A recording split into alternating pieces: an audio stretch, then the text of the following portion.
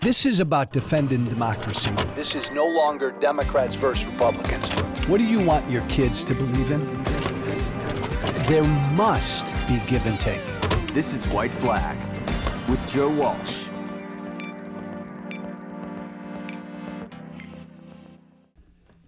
Hey, Joe Walsh, former Congressman Joe Walsh with you this Wednesday. Hope you're having a good week. Hey, I wanted to do something a little different today. I wanted to take a moment away from a conversation this week, indictment week, another indictment week.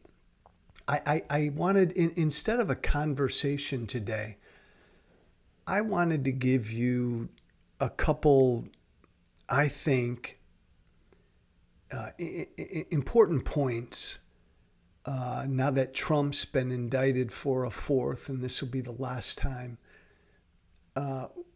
where we're at and why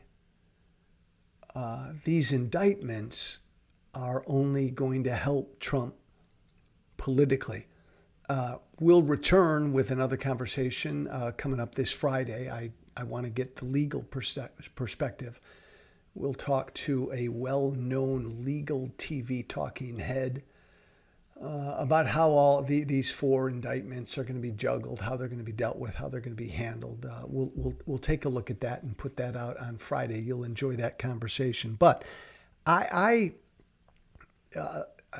think this is so.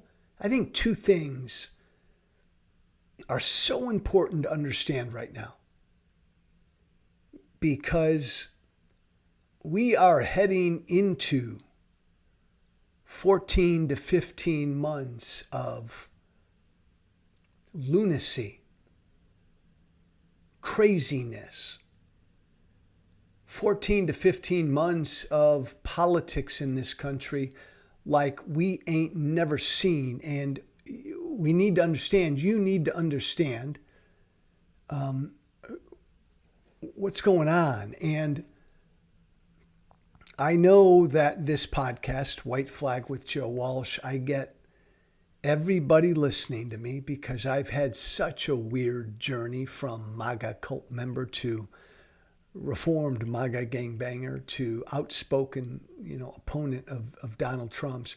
Because I've had such a weird political journey these last number of years, I've got a lot of different people who listen to this podcast from MAGA right all the way to hardcore progressive left and everybody in between. But most of you listening to me right now are not a diehard Donald Trump supporter. They're listening. You're listening. That's not the majority of my audience. I think it's so important as we head into this political season that we understand, all the rest of us who are not part of MAGA, that we understand exactly what they're up to, how they think, what Trump is doing. I'm not going to say how he thinks because he doesn't think, but what he's doing. It's really, really important. I wanted to take just a moment, interrupt a Wednesday conversation to lay this down on you, because the goal is to defeat my former political party next November 24. The goal is to defeat Trump. The goal is to defeat what my former political party has become. The goal is to defeat MAGA. Can't do that. Can't do that if we don't completely understand them. I've said this a bunch. You know it's true. I'm in a very unique position because I come from that world. I was of that world. I was a Trump supporter. The same people who voted for and supported Donald Trump voted for and supported me. They were my peeps as well. I'm a traitor to them now, but they were my people as well. I still engage with these people every single day. From the moment I turned on Trump 5 to 6 years ago, every single day and every single week, I still engage with these people. I'm not saying that I'm anything brilliant or wise here. I just have a unique perspective because of what I've done. That's all. Now, point number one I want to make is, and understand, right? Trump was indicted Monday night in Georgia for the fourth time. Again, a list of 41 crimes that Trump and 18 other individuals committed.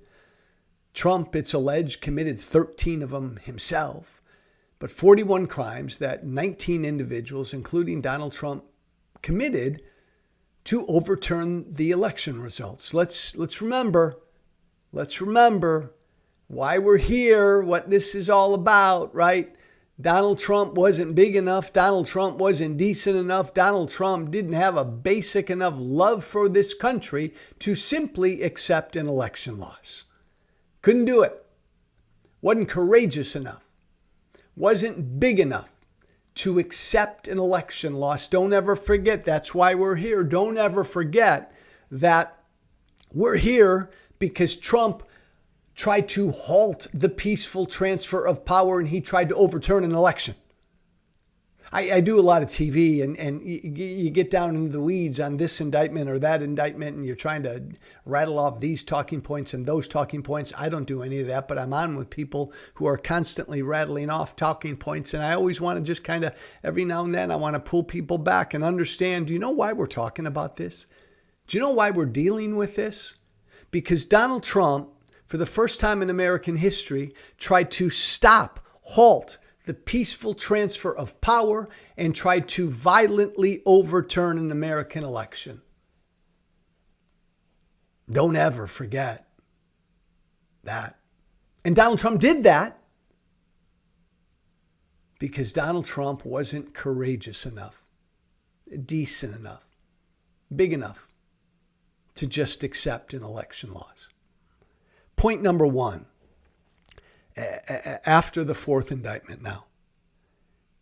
After the first indictment, the New York financial one, Trump's numbers went up. After the second indictment, the classified documents at Mar-a-Lago, Trump's numbers went up. After the third indictment, what was that, a week or two ago, Jack Smith, the January 6th indictment, trying to overturn an American election, Trump's numbers went up. I fully suspect that Trump's numbers among Republicans will go up after this Georgia election. And here's why.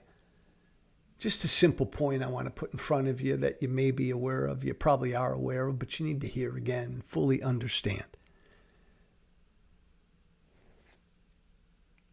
And this is what they tell me. This is what Trump supporters tell me. Every day, every week, for the past 4 to 5 years. Donald Trump is a victim. It's what they tell me. He's a victim. Trump has convinced his supporters, his followers, that he's a victim of, what do they say? Of the system, of the elites, of the establishment, of the justice system, of the deep state, of big government, of the uniparty, of the powerful and the wealthy. They go on and on. They blame anybody for going after Trump. Generally, it revolves around a deep statey sort of thing. But Trump is a victim. Donald Trump, they tell me, his supporters tell me, is the most persecuted human being in all of human history. I've had Trump supporters tell me that. More so than Jesus Christ. Donald Trump's the most persecuted person in all of human history. This is what they tell me. It's all bullshit, but that's not the important point here. It's all bullshit. Trump's no victim. But the point is, his supporters, his followers, the vast majority of Republicans believe it. They really do. Trump has convinced them of this narrative. So, what does that do?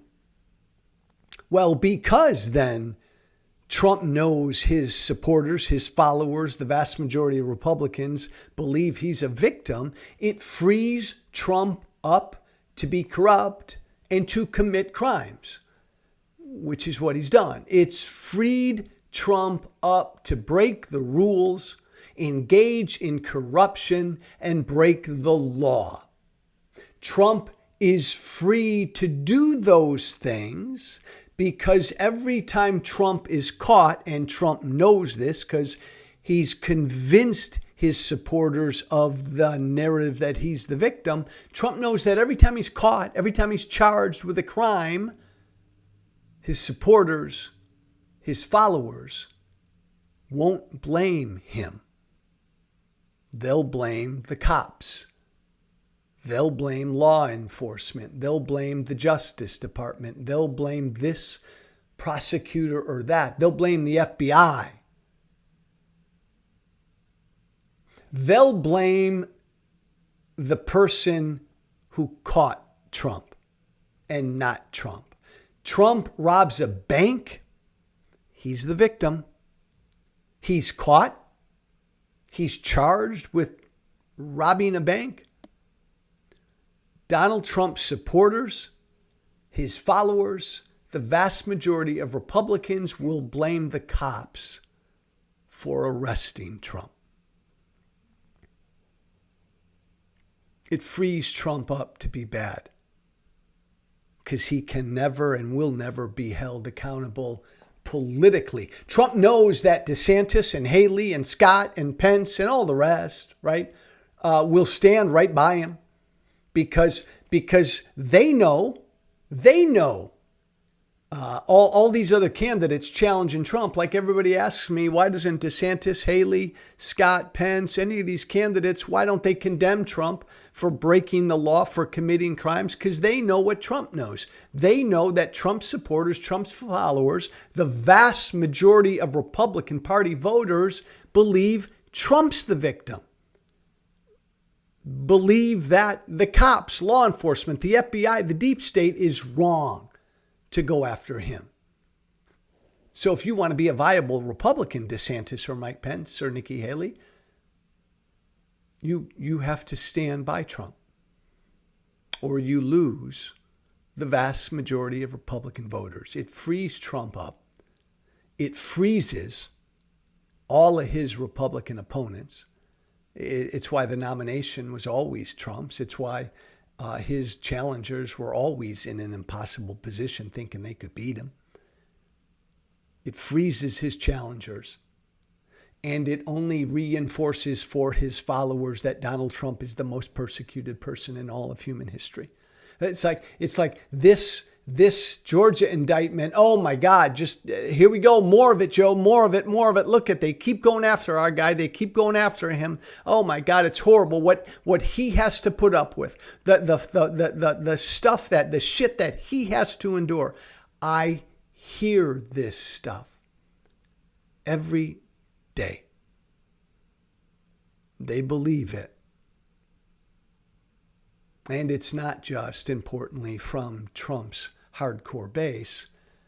Look, I've heard from a number of Republicans in the last couple of days after the Georgia indictment, Republicans who are not MAGA, Republicans who kind of wish Trump would just go away. They've even gotten to me and said, Joe, this is ridiculous. They're piling on, man. This is bullshit. All right, enough's enough.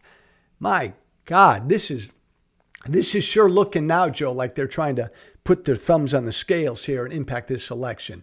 They are targeting Trump. I'm hearing that from Republicans who are not MAGA. That's the political reality. Trump deserved to be indicted. He's deserved to be indicted each of these 4 times. He's committed crimes. He ought to be convicted. He deserves to be convicted. He deserves to be in jail. That's the legal reality. The political reality is that these indictments strengthen him. Within his base, within the entire Republican Party, and I'm not going to make that point now, but I believe even with people outside of the Republican Party. I'll get into that later. Point number 2. Point number 2 I want to make this Wednesday, instead of a conversation this Wednesday, from my unique vantage point. I think most people have it all wrong. I think most people in the media have it all wrong. Like they see Donald Trump running for president, trying to get the nomination, and all this legal stuff is over here, all the indictments, and then the court appearances, and then potentially the trials and jury selection and all the rest, all these legal machinations arising from the indictments. It's like I hear talking heads on TV say it's like these are 2 tracks, the political track and the legal track. Trump trying to get the nomination, the trials against Trump. It's like I hear people say all of this legal stuff is separate from the campaign. And I want to tell you, I think that's all wrong. I think that's dead wrong. These indictments and the court appearances and the trials next year are not separate from Trump's campaign. These indictments are the campaign. This legal fight for Trump, this is his campaign. It's all you're going to hear about, we're going to hear about for the next 14 to 15 months. But to Trump, it's all the same thing. Trump's running to become president. He believes this legal fight will help him become president. He's going to lead with this legal fight. It will be 99.9% of his campaign. It is his campaign. These indictments are his campaign. When he's sitting in a courtroom next year, that will be Donald Trump campaigning. It's the way he gets the nomination. And dare I say, it's the way he may get reelected again. Don't look at this as 2 separate things. Trump's indictments, his legal fight, and the campaign. No, in Trump's mind, in Trump's team's mind, and I think in reality, the legal fight is the campaign.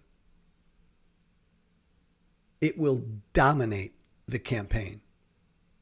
Trump is running on it. Trump is running on the fact that he's been indicted 4 times. Trump is running on the fact that he now has 3 or 4 different prosecutors, Democratic prosecutors, going after him. He's running on this. It's not make America great. It's look what they're doing to me. I mean, this is his campaign slogan. I'm the deep state's coming after me. This is his campaign. It's not, his campaign is not about securing the border, cutting taxes, abortion, none of that. Trump's campaign is these 4 indictments. He will lead with this. It's all he'll talk about. It's what he'll run on. Think of them as the same. And you know what? It makes sense because Trump's whole thing is, as we've discussed, he's the victim. There is no more vivid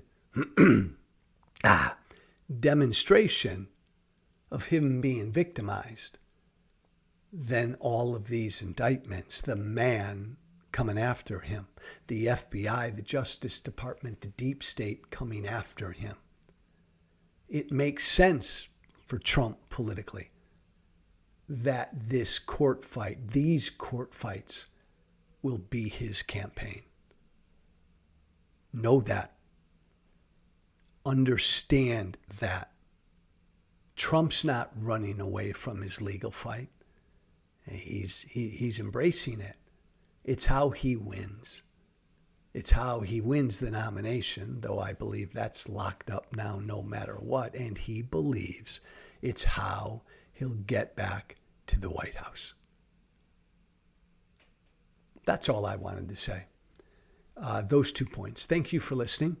Back at it on Friday. Conversation, well-known TV legal expert talking about where we're at legally with all these indictments.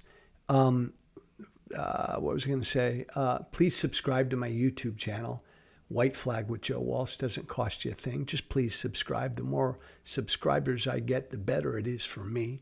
Listen to this podcast wherever you listen to podcasts, Spotify, Apple, wherever. Tell everybody you know about this podcast. Thank you for following me. Follow me on Facebook, Instagram, Twitter, wherever. Stay in the fight. Hump day. Have a good week. Finish the week strong. As always, be brave. Thank you for listening. Remember to listen, share, and follow White Flag with Joe Walsh on Apple Podcasts, Spotify, and everywhere great podcasts are found. And be sure to leave a 5-star review. This has been White Flag with Joe Walsh.